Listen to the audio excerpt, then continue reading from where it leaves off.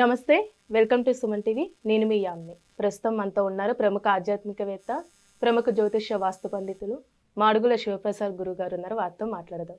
నమస్కారం గురుగారు. ఆశీర్వచనం తల్లి. గురుగారు, సంకటహర చతుర్థి రోజు అసలు ఎవరిని పూజించాలి? ఆ రోజు సంబంధించిన మంత్రం అంటే ఏమైనా ఉందా అండి? తాకట్టులో ఉన్న బంగారాన్ని విడిపించి ఆ రోజు ఆన్లైన్ రేటుకే మేము కొంటాం. Sharma gold company. శ్రీ మహాగణాధిపతయే నమః. ఐం మహాసరస్వత్యే నమః. శ్రీ లలితాంబికాదేవ్యే నమః. సంకటహర చతుర్థి ఇది ప్రతి మాసము వస్తుంది సహజంగా. అయితే మనకు ఏకాదశులు అనేటువంటివి ఉన్నప్పుడు ప్రతి ఏకాదశి ఎలా అయితే పాటిస్తామో చివరికి వైకుంఠ ఏకాదశి అనేటువంటి రోజు చేయాల్సినటువంటి ప్రామాణికము ఏమి అనేటువంటిది చాలా వీడియోలో మనం చెప్పుకున్నాం. సంకటహర చతుర్థి అనేటువంటిది కూడా ఏమి అంటే గణపతికి ప్రాధాన్యత. ఏమిటి అసలు సంకటహర అనే అనటంలోనే ఏమిటంటే మనకు సంకటం అంటే ఏమిటి అంటే మనిషికి ఒక ముడిపడినటువంటి పనులు కొన్ని ఉంటాయి. నేను ఎంత ప్రయత్నము చేసినా నా జీవితంలో నా సర్వశక్తులు ఒడ్డి నేను దీని మీద చూస్తున్నాను, ఇది ఎందుకో నాకు కావటం లేదు, ఈ పని అయితే బాగుంటుంది, ఇది ఎందుకో నాకు ఇబ్బంది అవుతుంది అనేటువంటి ఆందోళనతో కూడినటువంటి ప్రజలు ఉంటారు. అనేక రకాల మంది అనేక రకాల పనులలో ఆ పనులు కాక ఇబ్బంది పడేవాళ్ళు ఉంటాం సహజంగా.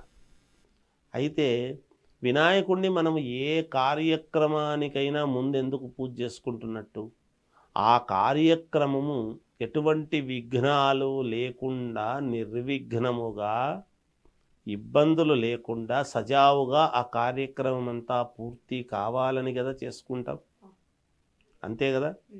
అలాగే ఏ వివాహం చేసుకుంటున్నా, ఒక సంస్థ ప్రారంభం చేస్తున్నాము అన్నా, ఏదైనా కావచ్చు కాక, ఒక వాహనం కొన్నా గణపతి పూజ చేసుకుంటాము, ఒక ఇల్లు కొనుక్కున్నా ఇంట్లో గణపతి హోమం అని చేసుకుంటాం. ఇవన్నీ జరుగుతాయి. అలాంటి గణపతిని మరి మొక్కుతున్నాం కదా మామూలుగా గణపతిని. ఈ సంకటహర అనటములోనే ప్రత్యేకత ఏమిటి అంటే ముడిబడినటువంటి పనులు మనస్సుకు చాలా సంకటముగా ఉంటుంది. ఆ సంకటం అంటే ఎలా ఉంటుంది అంటే మనకు కడుపులో తిప్పుతున్నట్టుగా కూర్చోనీదు, లేయనీదు, పడుకోనీదు, ఎక్కడికి వెళ్ళనీదు, ఏ పనికి పోలేము, ఏది మనస్సుకు చేద్దాము అనిపించదు. ఎలా అయితే ఉంటుందో ఆ పని నాకు ఎలా అయితే ఇది తీరుతుంది అని మనస్సులో ఒక రకమైనటువంటి వ్యధ, ఆందోళన, ఇబ్బంది అనేక రకాలుగా ఉంటాయి. దాన్నే సంకటము హరం. అటువంటి సంకటాన్ని హరించేటువంటి చతుర్థి ఈ సంకటహర చతుర్థి. అందుకనే ప్రతి వాళ్ళు కూడా సంకటహర చతుర్థి అని పాటించేటువంటి వాళ్ళు నేటికి చాలామంది ఉన్నారు. సంకటహర చతుర్థి రోజు ఉదయము కానీ ఏమి కానీ భోజనము కానీ ఇలాంటివి ఏమీ చెయ్యరు. ఉండగలిగిన వాళ్ళు గణపతినే ఆరాధిస్తూ ఉంటారు. ఆ గణపతినే ఆరాధిస్తూ ఉండి సాయంకాలము సంకటహర చతుర్థి రాత్రి చంద్రుడు కనిపించినటువంటి తర్వాత భోజనం చేయటం అనేది చేస్తారు. అలా ఒక వ్రతం అనేటువంటిది పడతారు. అదే పనిగా ఆ వ్రతం చేపడతారు. నేను సంకటహర చతుర్థి వ్రతం చేస్తాను. వినాయక వ్రతకల్పము ఎలా అయితే ఉండి మనము చేస్తుంటామో ఈ సంకటహర చతుర్థి అనేటువంటిది కూడా 5 సంవత్సరాలు, 7 సంవత్సరాలు, 9 సంవత్సరాలు, 11 సంవత్సరాలు ఇలా వాళ్లకు అనుకూలమైనటువంటి విధానముగా వ్రతం అనేటువంటిది పెట్టుకుంటారు. అంటే దీక్ష. వ్రతం అంటే ఏమిటి? దీక్ష. దేనికి దీక్ష? కార్యదీక్ష. ఏమి కార్యదీక్ష? మనోకార్యం. ఏదైతే ఆ కార్యము మనస్సులో ఉందో, ఏదైతే అది జరగాలి ముడిపడినటువంటిదని కోరుకుంటున్నామో, ఏమిటి ముడిపడినవి అంటే అన్నదమ్ముల తగాదాలో ఆస్తులు ఉంటాయి, తండ్రి తర్వాత నాకు కావాలంటే నాకు కావాలని పోట్లాడుతుంటారు. సహజం మానవ జీవితం.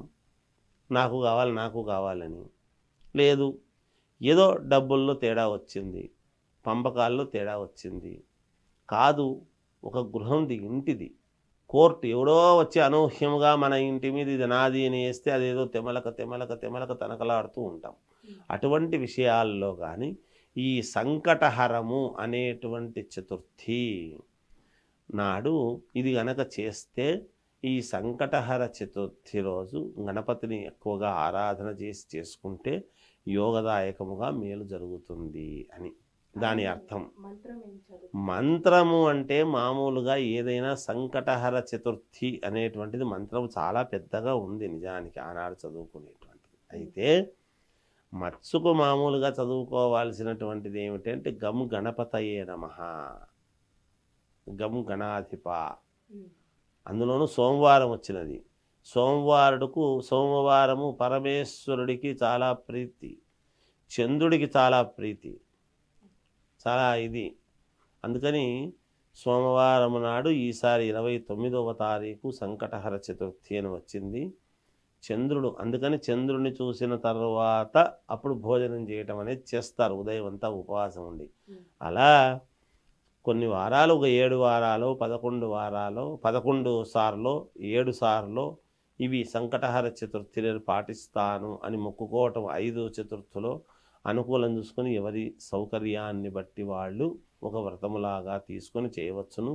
లేదా రాబోయేటువంటి 29వ తారీఖు మాత్రం ఉదయం నుంచి ఉపవాసం ఉండి చేస్తాము అంటే చేసుకోవచ్చు.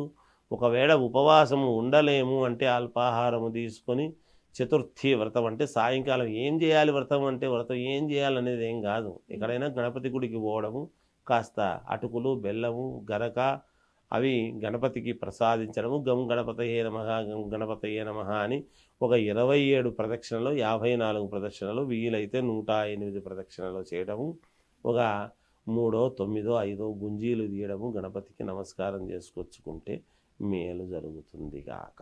సరే, చక్కగా తెలియజేశారు గురుగారు. ధన్యవాదాలు. జయోస్తు.